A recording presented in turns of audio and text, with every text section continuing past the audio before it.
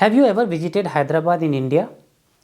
If yes, I can bet you would have gone to Paradise Biryani to have the world famous authentic Hyderabadi biryani. And anybody who leaves Hyderabad just like me, they always miss that authentic Hyderabadi biryani taste. What if I tell you that there is a cook who has left that biryani outlet in Hyderabad and opened up a restaurant in your place? So you get the equally good quality biryani there at a reasonable price in your city near your home. Will you go there? Obviously, all of us will go there. Welcome to Unfold Data Science. My name is Aman and I am a data scientist. In this video, I am going to explain you how knowledge distillation works in LLM through this example of how some person has learned the art of making biryani from a famous authentic biryani shop, and he or she is able to produce same quality, almost same quality of biryani, and is making it accessible to you in your city. Let's try to understand knowledge distillation step by step with all mathematics involved. So let's start the technical discussion, guys, and relate it with the biryani example. So we are going to understand what and why of knowledge distillation. We are going to see the mathematics behind it. We are going to see a end-to-end Python demo, and we are going to do some validation to solidify our understanding further. I'm also going to tell you types of knowledge distillation so that when you face these kind of questions in interview, you are confident and you can answer it well. So very informative video, guys. Ensure you watch till end. So what is the problem statement that we are trying to solve here? Imagine there is a large language model. So from your understanding of large language model, you must be aware that large language models are typically have large number of parameters and hence they are large in size. So their size will always be high. And nowadays the models which are getting trained, they are good on performance as well. So I am saying on performance also these models are good. Good in terms of size, good in terms of performance. But since these models are huge, it's not easy to, first of all, use it for deployment. Second, if I want to fine tune for some domain adaptive task, if I want to fine tune for some other applications. So these models are not something very easy to plug and play. Basically, they are heavy to use. So what people found is they said that let's build another model. I'm calling that M1, model 1 from this model. So this is important here, guys. From this large LLM, let's build a small model. So when I say small model, then size of this model will be much lower than the original large model, and performance of this model will be lower but not that low. So I'm giving a small arrow here. Performance will be slightly lower than the large model but not that low. And this small arrow you see here, right? This is the key. If I can get the not 100%, but let's say 90% or let's say 80% performance by reducing size by, let's say 90%, or by reducing size by 80%, then why don't we do that, right? So we will have a smaller model, portable model, easy to use, easy to fine tune, easy to work with, and I'm doing little bit of performance compromise only, right? So that's the concept of knowledge distillation. But how knowledge distillation works? Basically, what we are trying to do here, we are trying to extract the knowledge from the large model and put that knowledge into the small model, put that knowledge into the small model. But how are we going to do that? In the world of large language models, if we take the example of next word prediction, so let's take a sentence here. The capital of the capital of France is, and this token we have to predict. Let's say this is a causal ML task. This model we have to predict and this token. Now, how the prediction happens is, if you are aware of how LLM works, right? And at this moment, I want to recommend you LLM for generative AI application development playlist by Unfold Data Science. Go to Unfold Data Science. Go to the playlist on LLM for Gen AI application development. There are 16 videos here, guys. Very important for you to know the concepts of how large language models work, how you build applications from it, all the mathematics, all the internal details. So here, if I have to choose what is the right token, how language models internally work is, let's say there are three candidates. When I say candidates, it's basically three probable tokens. So one token is Delhi, another token is London, and third token is Paris. So there are three tokens which can come here.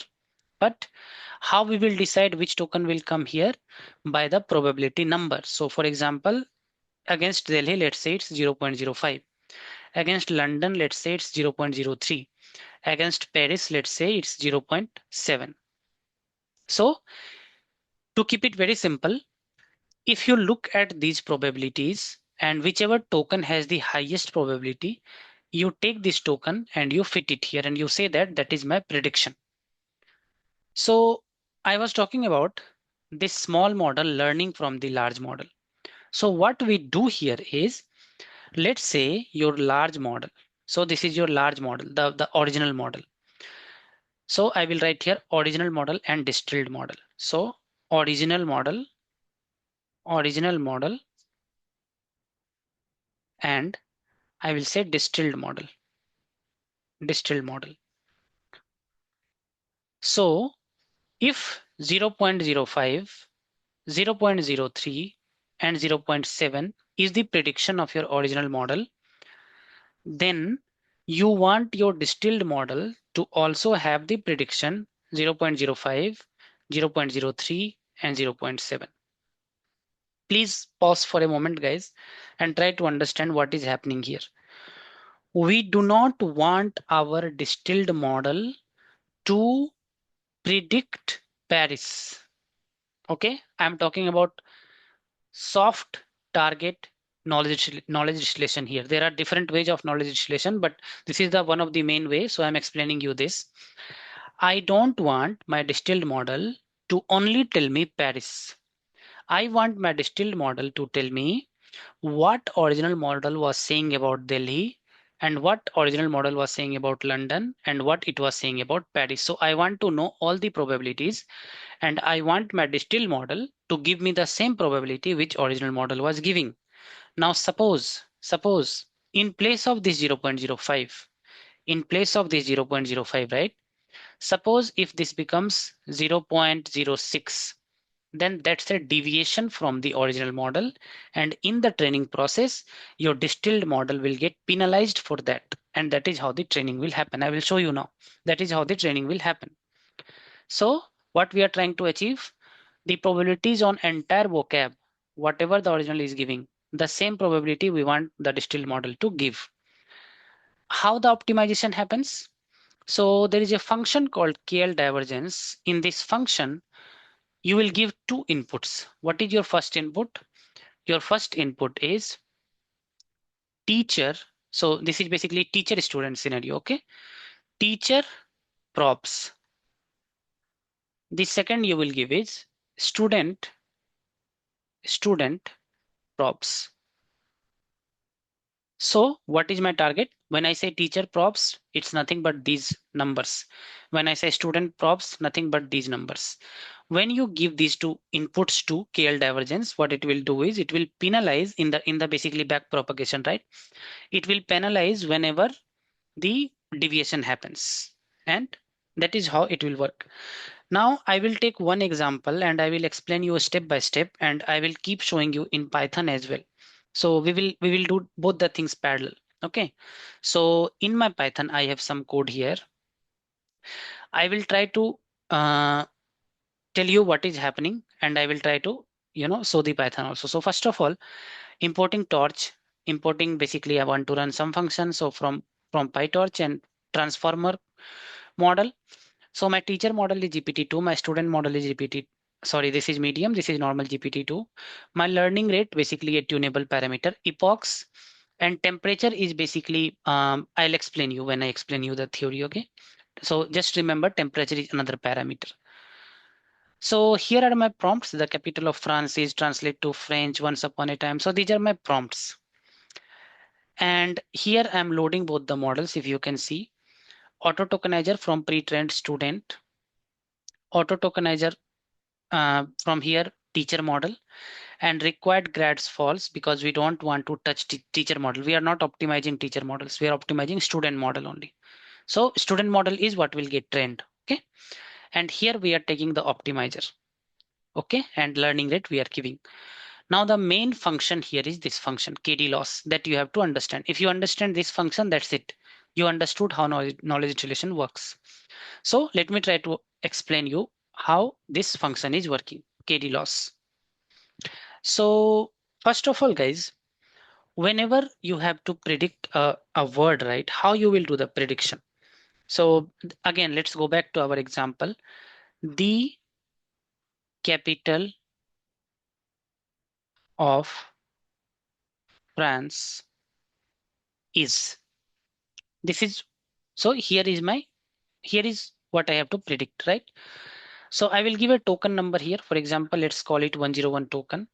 Let's call it 102 token. Let's call it 103 token, 104 token, 105 token, and then this is what we need to predict. Okay.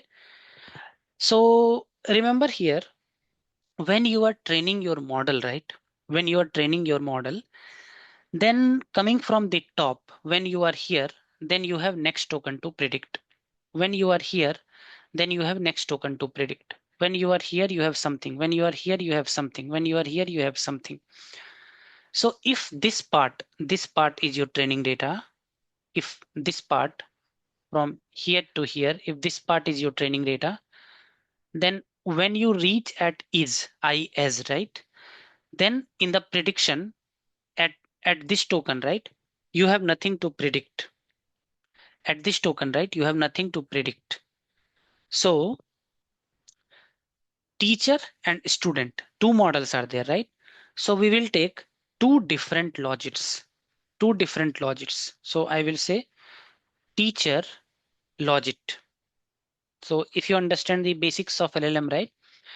Basically from the last hidden layer, when you pass it through LM, right, you will get the logits, and then when you pass it through softmax, you will get the probabilities. So here I am taking the teacher logits, and I will also take the student logit.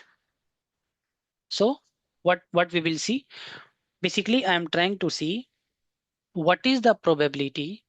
So when the prediction is happening, right, for every word, when the next word prediction is happening, then I want to see what is the teacher saying and what is the student saying at every position.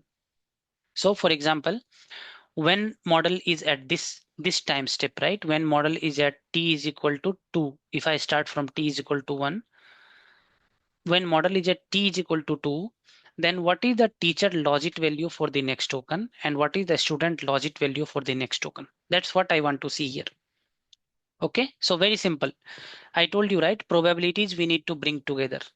So I will go to probabilities, but first we need to start from logic. So basically language models will give you logic first, right? So I am taking logics for all the steps, all the steps.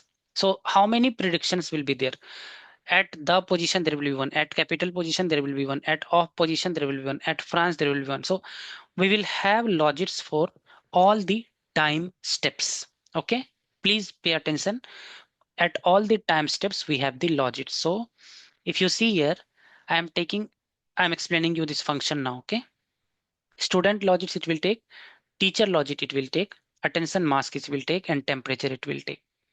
If you see here, I am taking student logics and then drops the last time steps logic because there is no next token. So as I told you, right, last time steps logic we will drop because there is no next token. I am training the model now. Okay, so this formula will do that, and then we will have two different logics. But we will have two different logics, teacher logics and student logics. So once we have these two things, right, then from your knowledge of large language model, this logic need to pass through something, right? You have to comment me what is that something so that you will get the probabilities.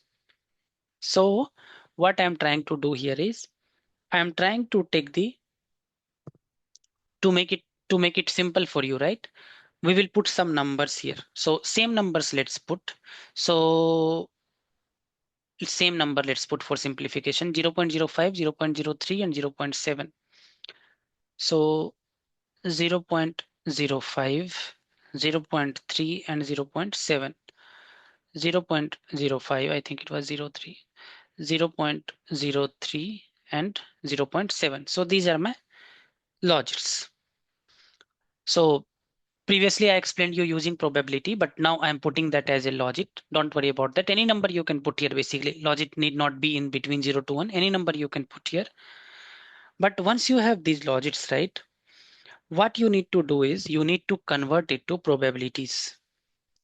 So the next thing what need to happen is convert to probability. Okay.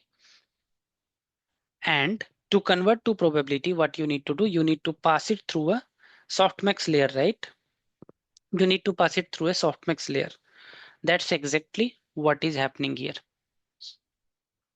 I'll explain you what are these things. But first, see here, you started from S and T, and here, if you see, I'm taking softmax of T, and there is a division by T. This is basically a temperature parameter you divide, which you divide these logits with to scale your values. So as you can see here, apply temperature scaling.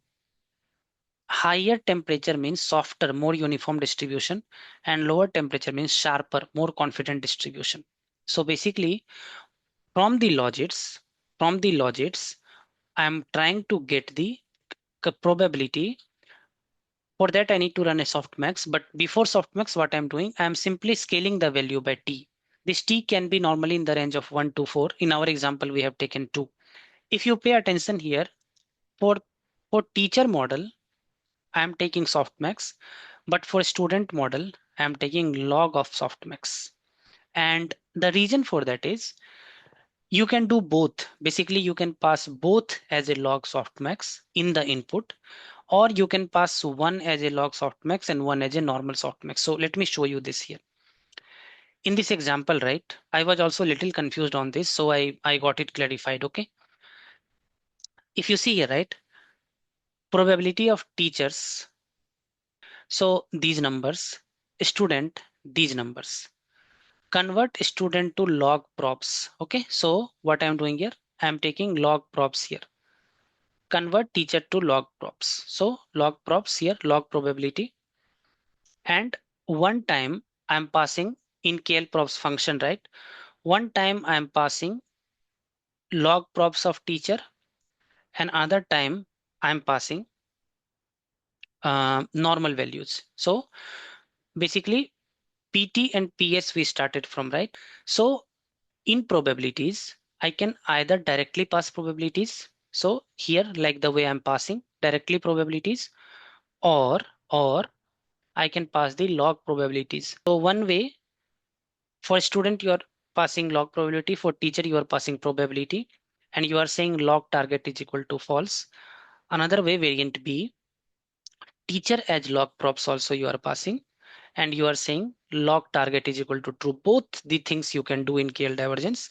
And the result will be same. So if I run this function, right, you will see that the output value will be same. So this is just to show you actually. KL with teacher as props, same number. KL with teacher as log props, this number. So are they almost equal? Yes, true. So this is to avoid your confusion on, in our example, why we are doing teacher as props, basically default behavior. Okay, so teacher as props, default behavior, log props as student, default behavior. So you get the idea, right? So one has to be log props, one has to be props. That is what I'm passing here. Okay, in KL function. And from here to here is basically seeing which one is a real token and which one is zero for padding. Those paddings ones we don't want to take into the calculation basically. So from the attention mask, we are simply taking whichever is real tokens. And these three are basically S is the sequence length, V is the vocab size, and B is the batch size. So basically some batch size and sequence length for some. Later we will do some tuning, etc. Right? So from here you get these two numbers, and these two numbers, like I was saying, once you have the probabilities, right? So log probability for one and probability for another. So you will have again numbers, and these numbers you will take it and simply uh, pass it through the uh, KL divergence function to get it per token. Okay, so you will get the per token divergence. So per token divergence means this will be prediction for one token only, right? This part. So if you pass it through this one KL per token, it will be per token. Token wise KL divergence between student and teacher. So KL divergence per token, and then as I told you, masking out. So use M real tokens only, and M comes from where? If you see here, right? How many real tokens are there? On that only we will see, right? We don't want to see on padded tokens. This is just a protection against when you have some more paddings. Okay. So here, so M real tokens, we have this value, total KD value. And then in the end, we simply do something known as Hinton scaling. This is basically your function for KD loss. This is my loss function for knowledge distillation. Okay. Once you do all these things, right, you get a something known as KD, and then rest of the things are simple. So you are encoding the input, you are running a training loop here. Okay. So T logits is equal to this, student output is equal to this, loss is equal to, so this is basically your loss function, and then through loss dot backwards you are optimizing your student model, optimizing your model and saving your model. So if I run this now, I have run this once before, but if I run this now, right, you will see that this distilled student KD model, this folder will get rewritten. So that model is already with me now as well. I mean, I had done one run before, but let it run now once more. So as you can see, my distilled student KD only is saved.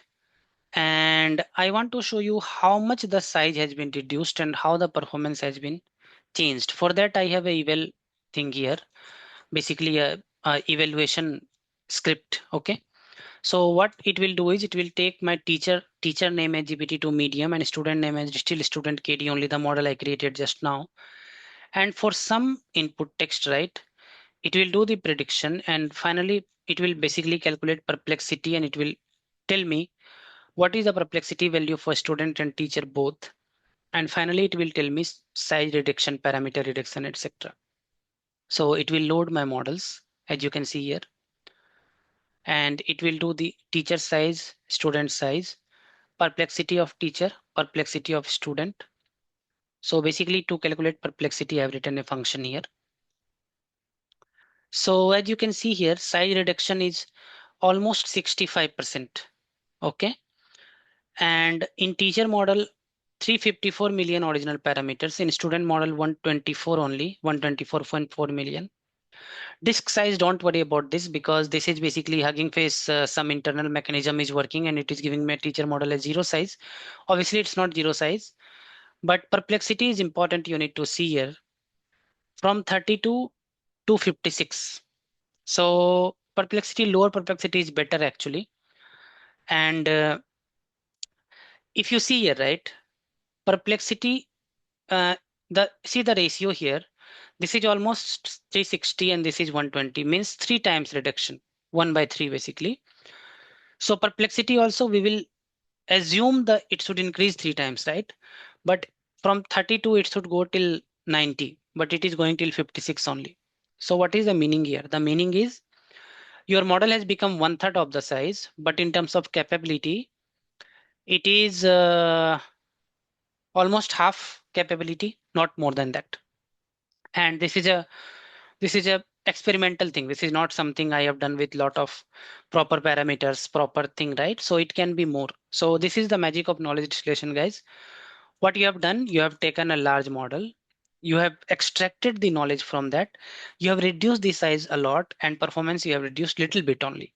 What we learned now is called soft prompt based knowledge distillation. Soft level distillation, not soft prompt, soft level distillation. Why? Because as it is clear from the name, right? We are seeing the probability distribution on all the tokens available, right? Another knowledge distillation technique is known as hard level distillation. As it is clear from the name, right? What will happen there? only one level, and you will try to achieve the same level from the student as well. Now you have to tell me in comment. Here we have a different loss function. So what loss function do you think will work in hard level knowledge distillation, right? So you will compare prediction to prediction. For example, if it's a sentiment analysis, positive, negative, that's what you will predict. So what will be the loss function here? Please tell me in comment. Then there is another distillation called intermediate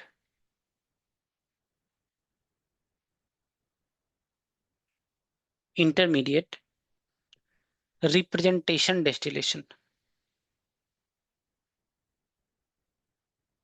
Intermediate representation distillation. What is happening here? Here it will just go and do see your hidden states, attention, intermediate features. So it's not at target level only. It will also see how the larger model is giving the attention outputs in hidden states, how the larger model is intermediate outputs, basically, not the final output. That is intermediate representation destination.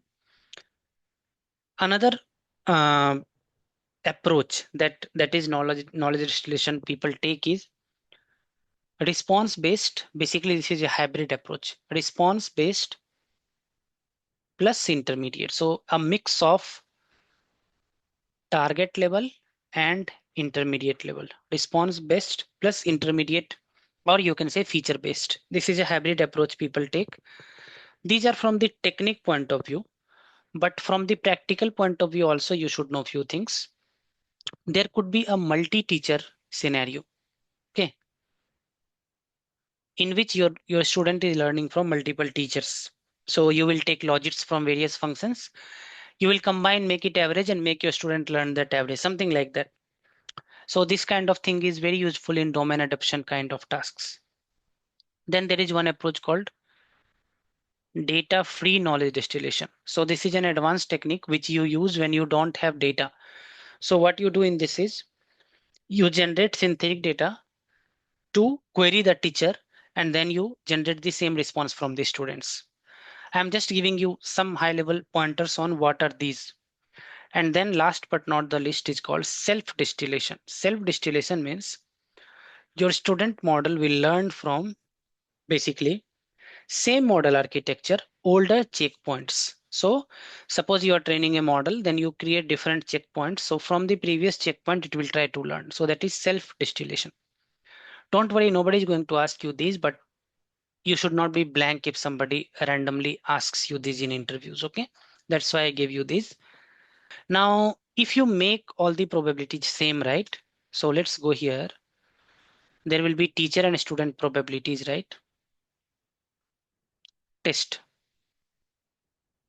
And let's make both these one same. So what you will see is the loss function becomes absolutely zero. Let me show you that. If your teacher and students are behaving exactly same, right? Then you see loss function becomes absolutely zero, and that is what we are trying to achieve. So what I want you to do, guys, is go and take this notebook, try to implement some things on your own, try to take a different model, see how much you can reduce this size and how much performance is coming down. This can be applicable to different variants of model. For example, here I have taken causal LM, but you can train different tasks as well. And let me know in comment, how did you feel about this video, guys? I tried to explain you all the maths and everything in a simple way so that you can understand with a small example, basically. See you all in the next video, guys. Wherever you are, stay safe and take care.